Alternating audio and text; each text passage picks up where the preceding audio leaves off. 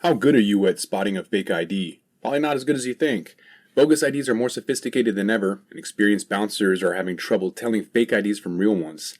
Selling cannabis to minors can result in huge fines and even cost dispensaries their license. That's why Veriscan by IDscan.net protects their dispensary partners by performing more than 75 algorithmic checks on each ID's barcodes. So if your dispensary is worried about inadvertently selling cannabis to a minor, you should look into Veriscan by IDscan.net. They're offering listeners of this podcast free white glove setup. Just go to idscan.net to join over 1,000 North American dispensaries and 9 out of 10 of the largest MSOs who are competently bringing plant medicine to legal age consumers. If you already work in cannabis, then you know times are tough. So many talented professionals have lost their full-time gigs in the cannabis industry and are wondering what's next. If that's you or someone you care about, you'll be thrilled to hear that the wondering is over. Find out the latest cannabis industry job trends and which states are leading the pack in the 2023 Cannabis Jobs Report by Vankst. Vankst is the leading cannabis hiring platform, and they're providing this report to the cannabis industry for free.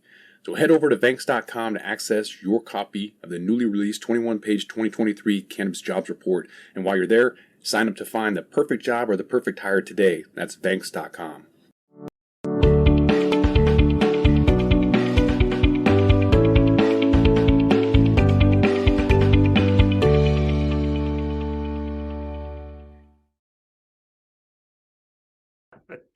And now is a good time to welcome everybody back then.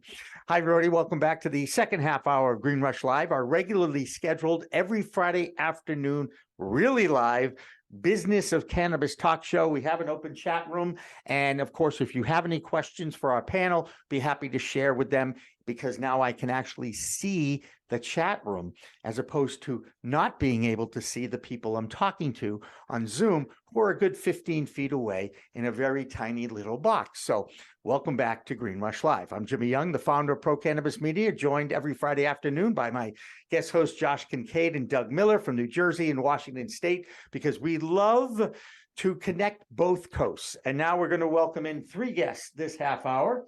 One is no stranger to the show. One is always welcome on the show. And I'll let Scott Moskal from Burns and Levinson and Jacques Santucci from Opus Consulting figure out which one that is.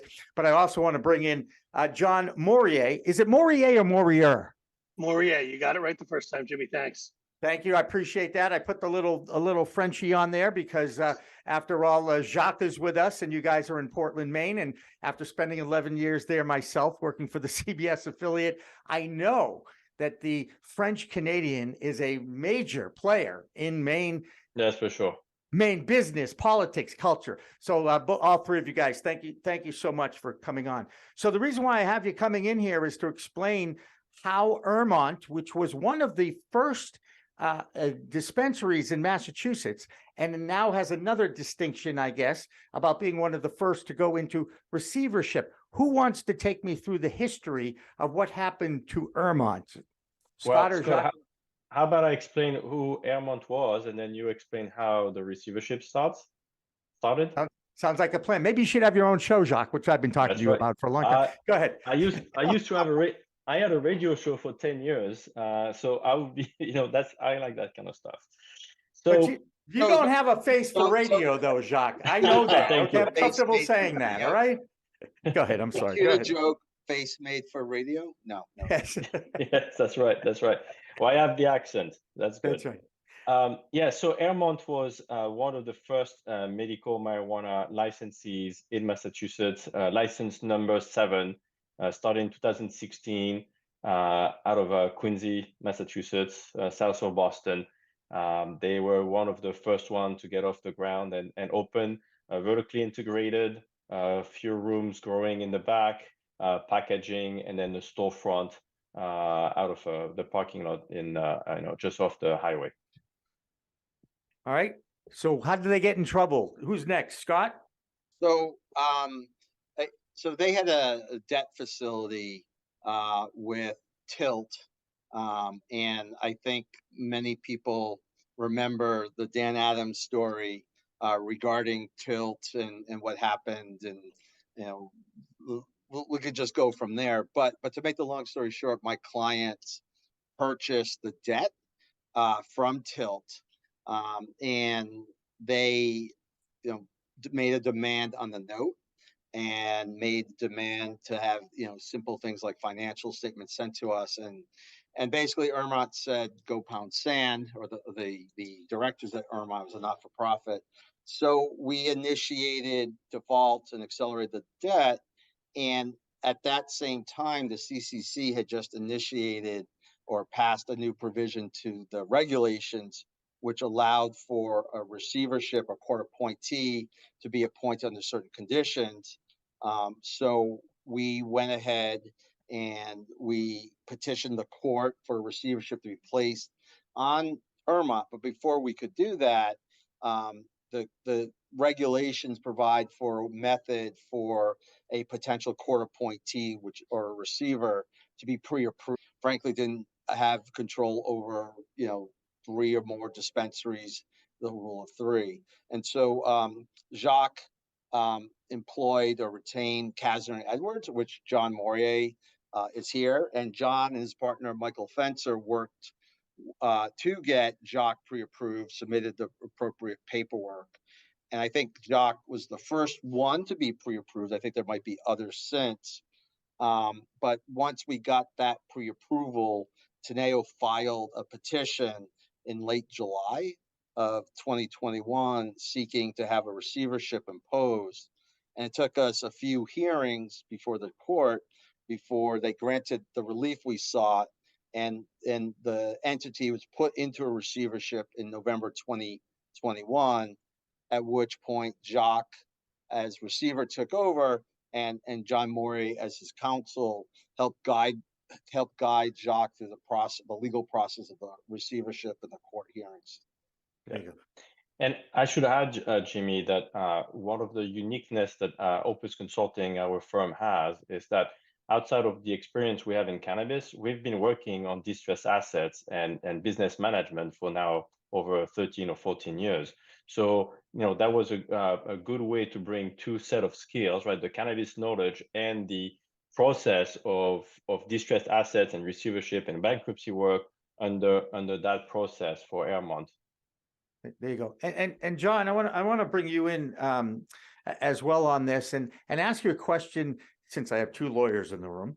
Have the courts eased up at all on any of these receiverships and disputes that are coming now before them? Has it eased up at all? Are they accepting the fact that cannabis is here to stay? So I think that's a great question, Jimmy. And there's a difference between the federal courts and the state courts in states where it's legal. So, if this was the bankruptcy lawyer podcast, I could go on for an hour about attempts to expand jurisdiction and bring cases, insolvency cases, into the bankruptcy courts. But for all intents and purposes, the federal courts are shut to cannabis businesses, and in some cases even employees of cannabis businesses and the like. So this case was brought in Massachusetts State Court, and Mass has had medical legalization since the referendum went in 2012, and has had adult use at least voted on by the voters at the end of 2016. So they're used to it. But that said, this was the first cannabis case in Massachusetts State Court of a receivership type. So it was the first time the Cannabis Control Commission was involved. It was the first time the State Superior Court was involved. And it was the first time some of these regulations were, ever used as far as cannabis. So the court was reluctant and curious. As Scott mentioned, it took a while between the filing of the case and the actual appointment of the receiver. The court gave the debtor plenty of chances to produce its financial information that was required and to make payments of both, its creditors and its taxes. But as the debtor, Irmont was digging a slightly deeper hole week in and week out rather than getting improved. The court finally pulled the trigger and said, yeah, you need a receiver. And what the receiver does, there's an order of the court that sets forth what their duties are, and it basically runs the operation in place of its management, or in place of its board of directors in this case. So the court got comfortable with it, but it took a lot of walking through. It took some dealings with the commission and their staff to, find our way together, and then set it up. After that, we reported regularly to the court and to the other parties, and everything we needed to do, we had to either follow the order in place or ask for more permission. I think one of the things that is important also, why it took so long, Massachusetts in sort of non-cannabis world, we don't have a receivership statute. So for instance, Washington State, there is a, statute, 20, 25 pages long, which provides for a procedure for receiverships. And then the regulation, the Washington cannabis regulations just kind of added to that. So there's always been a path, whereas in Massachusetts, receiverships are very rarely granted to begin with, or very rarely, or not, I shouldn't say very rarely, but it's not as common as many other states which have a separate receivership statute. So we had to deal with that together. Yeah, and there's pluses and minuses to that. I mean, in Massachusetts, since we're just going over a rule that says a court can appoint a receiver, that's almost the entire rule right there, then the powers you have are the ones you can convince a judge to give you. You've either negotiated with some of the parties or had an argument in front of the court about what's appropriate. And so we were really able to design what the receivership for Airmont would look like.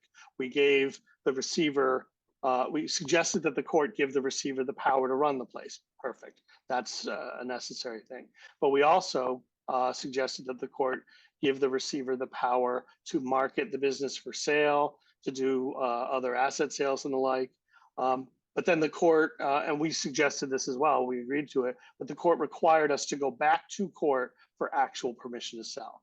You could offer the business for sale, but we needed a court order in order to sell it. So that's kind of the example of the push and pull that goes into, a build your own receivership in a state where you don't have a specific statute. Although I will say we scoured other courts for their receivership, typical receivership orders in a cannabis, and actually CW Nevada case, their receivership order we took a lot from as well. So I would love to say we created it all by ourselves, but there was a lot of precedent out west that we were able to cobble together.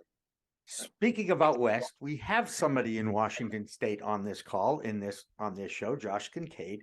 And Josh, I'm sure you have perused that 25 pages that is available for receivership in Washington State. And don't forget to unmute yourself. Thanks for the reminder. Yeah, I was going to recite that verbatim, actually, Jimmy, but we don't have enough time, so I think I'm just going to skip straight to the question. I'm hoping to get some of you attorneys to speculate on the motive, because I don't understand the intent on why somebody would let that default and go into receivership when you've got a really hot item that you could probably profit on. Even if you don't know what you're doing, you can maybe sell that. And so I'm curious, two-part question. One, why didn't that individual sell? And two, what's going to be your strategy now? Are you going to be a turnaround strategy, or are you going to just be a flip? So Scott's got an actual client that could actually divulge its thinking, and maybe I'll do him the favor of taking up the speculation cudgel you laid down. We came into this in the middle, and I think, Jimmy, your last show, the folks from Upwise said, there's a lot of creative, non-traditional financing out there. Airmont had that kind of financing. Yeah. It was cash flow to begin with. So if there wasn't excess cash flow, there weren't any payments. It had borrowed initially around $10 million. It had refinanced that for almost 13 and had never made a principal payment. So that debt had been accruing interest at a pretty good clip, above LIBOR. And whether it was above the cannabis market or not, it's a good question, but it was certainly above the commercial market. So the debt on this, the secured debt, was well in excess of any reasonable sale value. So this had to be a short sale. And then the tension between the directors, and this was a nonprofit, so the directors didn't own the company, but they ran it, and the lender, who wanted to maximize its recovery, or start getting paid something. That tension in there is kind of an impasse. Nobody will come in and refinance that debt. It was too high. Nobody would come in and try to convert this to for-profit and put in, say, a stock, an initial public offering or some such, a private offering to put stock money in. And so it was just kind of sitting there without enough capital to grow. Well, and let me, because some of this is public record. So my client bought the debt. My client had previously been involved with Tilt, had positions at Tilt, actually had been involved with the Irma relationship at one point. They since left. They do not own anything of Tilt, but they knew of the potential asset. They bought the debt at a deep discount, which that agreement has been published and referred to in court pleadings and CCC. So it was a traditional loan to own. It's a traditional type of strategy employed in bankruptcy and workouts. The lender has some debt. Lender doesn't think they're going to get par and more trouble than it's worth, so they sell the debt for another entity at a percentage, small percentage of the actual UPB or unpaid balance. And my client thought either A, they could force a sale and get a return, or if they had to, they've been operators in the past and they would essentially take over the facility themselves and turn it around and flip it if need be. And so this is all Josh, very commonplace in the workout world. and Josh, I think your question was also what happened. So the receivership, right, ran its course, and one option was to sell the company, right, or sell the asset, like Scott said. So over a year ago, we looked at the different options and then put the assets on the market. Asked, I think 20 or 25 people around us, and got a few offers. And then since last summer, the offers have been, vetted by the court, approved by the court, vetted by the CCC, approved by the CCC to get to a closing last Thursday. There you go. That's called Cannabis Standard Time. You know how that works, guys. However long it takes is what the time. As you mentioned stocks, we've got a stock expert on our show on a regular basis. That's Doug Miller. Doug, I'm sure you have questions for the group. Go ahead. Yeah, can you actually make it from a nonprofit to a profitable organization? Because you were saying it's a nonprofit, so when you take it over, can you actually change it around now, the structure? Yeah. So when the 2016 referendum was put into place in 2018 through, was it 94G or whatever it was, they allowed, so originally medical marijuana facilities had to be not-for-profits. As a structure, 2018 enabling legislation allowed them to convert to for-profit. But just because you're for-profit in terms of corporate structure doesn't always mean you're making a profit.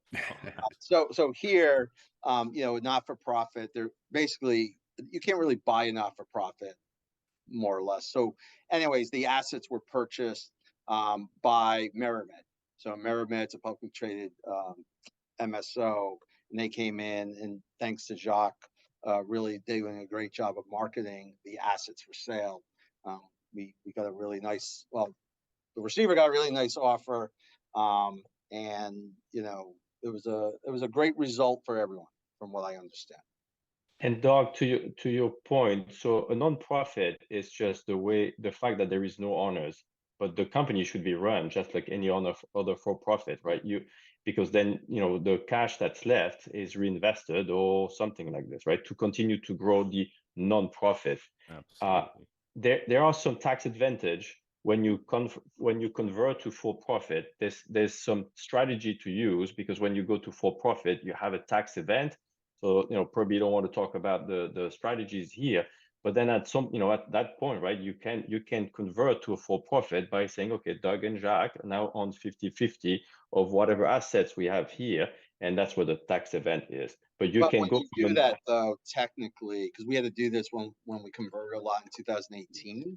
You have to get a valuation of the assets, and so those who take stock in the new for-profit may have technically income attributed to them. So there's a lot of tax issues. strategies. Yes. I'm going to ask a question that We'll just have home kids without a lawyer and account. How's that? Thank God that we have them. All right. Question for you guys. I happen to know that in the very beginning of the medical program in Massachusetts, the dispensaries had to be vertically integrated. They had to grow their own stuff. Okay. That's Yes. the best way to describe what vertical integration is. And now there's some movement, and I believe there's a bill in the Massachusetts legislature to allow that clause or whatever it was to be either changed or ignored, or you guys tell me. How did that impact this at all? No, this is a medical marijuana facility, and the buyer actually wanted the extra grow space. So Okay. at the end of the day, that didn't really impact this. Okay. But it's a huge issue in the industry, obviously, and a lot of folks aren't actually applying for a new medical license as much as you would expect, because they don't want to spend the money on cultivation, especially with such a glut in the market. Yes. Right. And then Airmont too had a nice building, or is housed in a nice building, who has, you know, a very good setup for grow and other activities. So that was part of the attraction there. Plus of that mezzanine, right, the room to grow Yeah. up. So Do you foresee any others going under, or they're going to have to be taken Yes. over?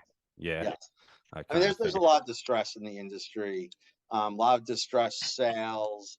I think, you know, the multiples have gone down from even a year and a half ago. You know, on cultivation, it's very, very unless you're already established and have your brands and your market, it's very difficult to break in right now. And Um, then when you see that the wholesale price in Massachusetts and actually Michigan and other states, right, went from 4,000 to 2,000, if not 1,500, right? And then a lot of companies didn't have cost accounting in place, were not having any strategies to mitigate those risks. When you see that people are buying less, or you know, when you see that some leases were signed 3-4 years ago, where, you know, it takes like 30% of profits, or, you know, all those things, right, they're going to lead to some businesses that gets in a you know, put in a corner. Well, at least So we've where are you got guys seeing? Go ahead, Josh. Go Where ahead. you got? Well, I was wondering where exactly are you seeing? What regions are you seeing that distress at, and what sectors are primarily the most distressed? I think you're seeing it all across the more mature states. So, you know, Michigan just had the SkyMint receivership, which is a huge deal, which we are involved with. So I can't really talk about it. But you're seeing it, like even in Colorado, you have people throwing the keys and saying we can't make a go. It costs us more to keep the lights open than we're selling. And Mhm. so they just close it down. And there's been some similar stuff in Massachusetts, actually. Yeah. And there's Ne- also some, oh, I'm sorry, John. Yeah, Nevada, California has the same thing. All the mature states, you know, even in New England, you see some smaller operation trying to sell, where they were, you know, really going super well a couple of years ago. The reason they're selling is they're starting to see that their margins are you know, getting smaller and smaller, and they're trying to get out of it. So different stages, but But very also, I similar. think it's because, you know, you also have to take into account the new states coming online. So I mean, there is limited capital, limited liquidity, but well, there was some enthusiasm for New York and New Jersey, and we can talk about that as a whole different thing. But you still have Maryland. Missouri has turned into a nice little investment spot. We have a client there, and they're doing like 2 to 3 times revenue in not the best of places. And there's a lot of optimism in Pennsylvania and Ohio. So it's kind of like people are playing the map, right? And they're trying to go to wherever place is hot, and that does in fact or affect, I should say, where people want to deploy the limited amount of capital that there exists. No, I invest in things. I have a CBD company. I'm in New Jersey, and I was going to have a testing lab. I shot that down. I mean, I've had every single investment opportunity, and I've told people, bigger people to me, like, yo, be careful, because I'm telling you, this kind of business, you have to know business and the Yes. cannabis industry. And a lot of people know business and they're great at it, but they don't know nothing Yeah. about the cannabis industry, and you're going to lose a lot of money. They'll bleed money out eventually. Yeah. We see what's happening. That's just really interesting because New Jersey just said, "Oh, we're going to issue more cultivation licenses, so we don't have enough stuff." No, we don't have enough product quite yet, but in a year, It'll all be of too that's going to much. be wasted money.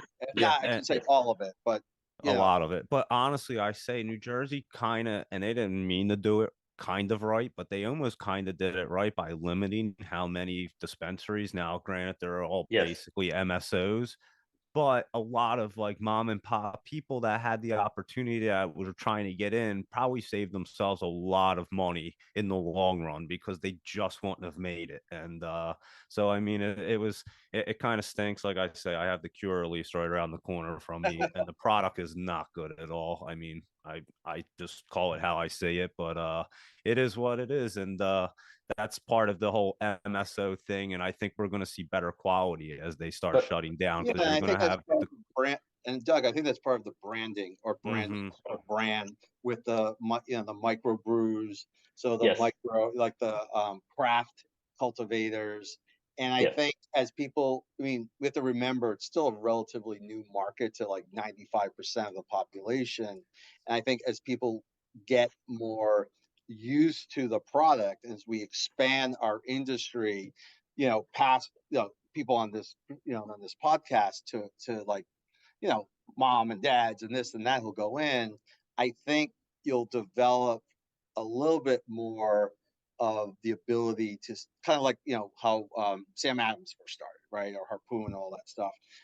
They're not exactly microbrews now, but they started as back in the day and had to educate people as to why they were different from Bud, and Miller and whatever else was on the market then. And I think that's part of our industry struggle is we need to educate as well as just pretend we're just selling stuff at retail, right? Right. And and that's the difficulty. and Doug, I think going back to what you were saying earlier, or we were saying earlier, you got to go back to basics. It's business, and then it's branding, and it's customer experience, right? I mean, all the cannabis companies have been involved, vertically integrated or just retail. We always had that strategy. Who's our customer, right? So, if we look at the beer or even coffee, right? Starbucks or Budweiser, right? They sell coffee to the masses, and that's one segment, and it's probably the biggest segment. And then you have the small microbrewery or the local coffee shop, and they have a smaller segment. But if both are run properly with the right level of products and quality and the customer experience, then they'll do good. Trying to be a microbrewery and be in every supermarket in the US is not going to work. yeah, you can't Right? do it. Or thinking that you can beat the prices of Budweiser by being a microbrewery, it's not going to work. So I think the cannabis industry or a lot of operators in the cannabis world now are thinking they can do it all, and they don't understand that there are multiple levels or multiple types of buyers, and they're all good. They all want to have the product. We cannot sell to just one persona. It's different persona, different locations. It's multidimensional. And then if you apply the basics of business, then you'll find your way, right? Like you were saying in Missouri, right? Or wherever you were saying, right? There's a location with somebody who's got a right store with the right product. But then if you do the same store downtown Boston or downtown Seattle or wherever it is, it's not going to work because it's the wrong market and the wrong people. So everybody's got to think about where do they want to be. But it is still retail, right? So location, Yes. location, location. Yeah. The days where you could put a dispensary in Leicester and have, 5 zillion people lined up are gone. And I think, don't remember that it's foot traffic, it's, Yes. parking Cust- spaces. it's a quality product and customer experience. It is, Every time. yeah. Oh, it's yes. No, I'm all about having the most quality. If I'm going to be paying for it, I want the most quality product. And I always say you can't make quality medicine without the most quality product. And I say it often on here. You need a lot of really knowledgeable growers to be Yeah. able to pull it off. Yes. And that's where the MSOs go wrong. They make these huge facilities and they don't have the people to really operate what they need to do at that level. And it kind of goes wrong. And then you start burning through cash, and it ends up being a bad scene. And then you have bad products. So you start getting a bad name, less customers, and it's just that trickle effect. But you have to give credit to Curaleaf, how they closed their cultivation west of the Mississippi, right? California, Nevada, or Colorado, In wherever. Colorado, yeah. Yeah, I mean, they realized there was such a glut of product, and I have to imagine they realized they were becoming the Miller or, Bud of cannabis. And did they really, for what they were trying to do on the retail side and the branding side, did they really need to grow and spend all that money at their grows out there? Yeah. I do want to ask a question to the group here, because all of you are smarter than I am when it comes to business. I can tell you that. Not that that's a very high bar. That being said, how normal is this development of a group in receivership in an early stage industry? Is this normal, or are we again seeing an exception being made because of 280E, because of the federal illegality status of it still? You know what? I'm going to start. I want every one of you guys to give me about a 30-second answer so we don't go too far over the top of the hour. Josh, I want to start with you because you're in a state that's had it legal for longer than any of us. Yeah, I mean, it still happens. I know a farm that just got taken over in central Washington. Talking to the individual, 18 people making pre-rolls, spending $100,000 a month on labor, it just doesn't work. But when you don't take the advice and you keep going, eventually that investor is going to come in and take their farm back. So I've been seeing it for a long time, 10 years. I don't think it's common, because you should be able to sell if you can't figure it out. But yeah, I mean, there's sometimes it happens. John, go ahead. Yeah, I think it's going to be increasingly common as the challenges, the industry matures. There's more challenges. You've mentioned a couple of the things that are specific to cannabis, 280E, barriers at the state line.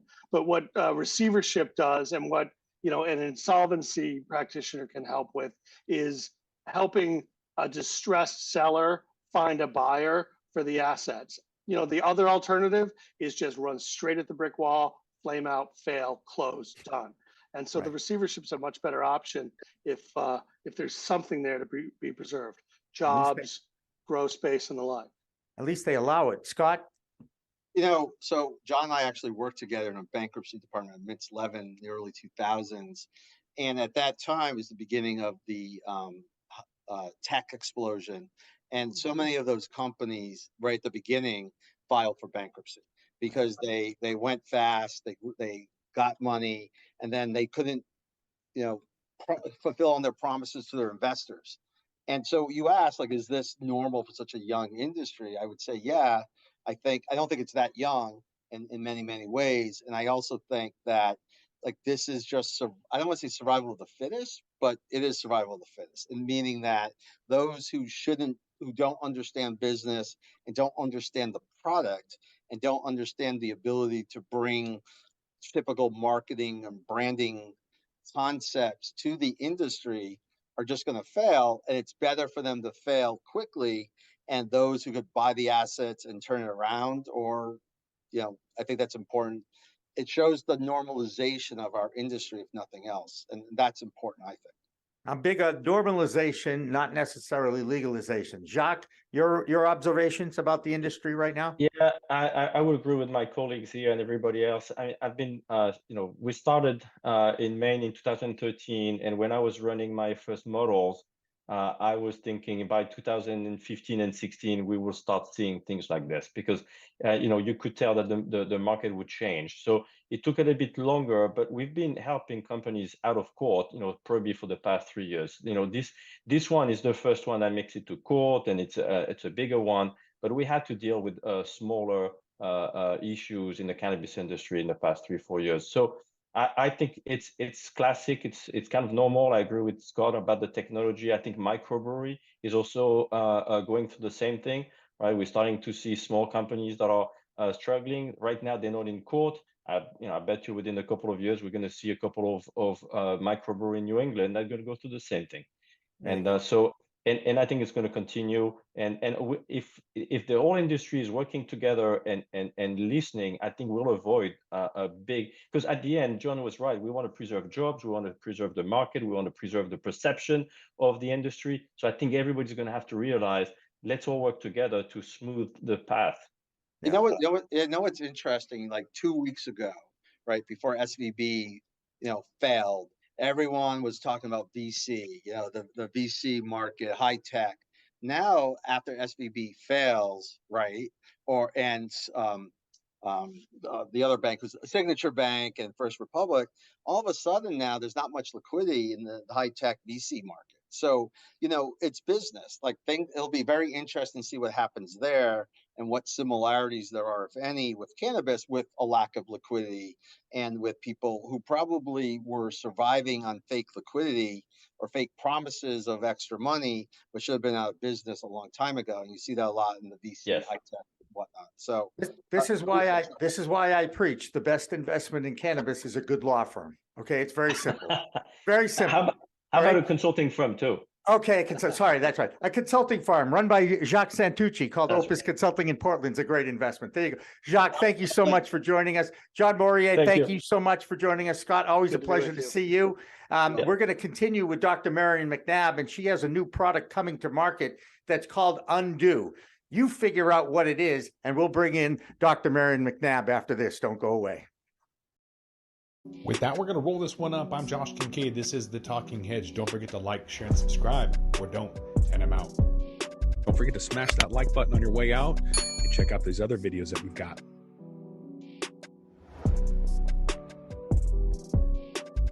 Thanks for listening to today's show.